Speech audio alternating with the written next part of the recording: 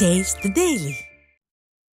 அரியலூர் அரசு கலைக்கல்லூரி முன்பு பல்கலைக்கழக வரைவறிக்கையை திரும்ப பெற வலியுறுத்தி கல்லூரி பேராசிரியர்கள் வாயிர் முழக்க ஆர்ப்பாட்டத்தில் ஈடுபட்டனர்.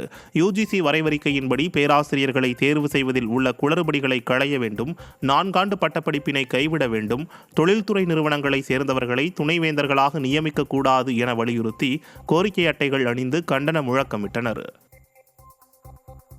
சிவகங்கை மாவட்டம் காரைக்குடி அருகே பிறந்து சில மணி நேரமே ஆன பச்சிளம் குழந்தை கால்வாய் பாலத்தின் அடியில் வீசப்பட்ட அவலம் அரங்கேறியுள்ளது. கோட்டையூர் ராமசாமியம்பலம் தெருவில் வசிக்கும் கணேசன் என்பவரின் வீட்டின் பின்புறம் உள்ள கால்வாய் பாலத்துக்கு கீழ் பிறந்து சில மணி நேரமே ஆன பச்சிளம் குழந்தையை யாரோ வீசி சென்றுள்ளனர். இது குறித்து கணேசன் அளித்த தகவலின் பேரில் குழந்தை மீட்கப்பட்டு காரைக்குடி அரசு மாவட்ட தலைமை மருத்துவமனையில் அனுமதித்தனர். செங்கல்பட்டில் கஞ்சா விற்பனையில் ஈடுபட்ட 2 சிக்கினர்.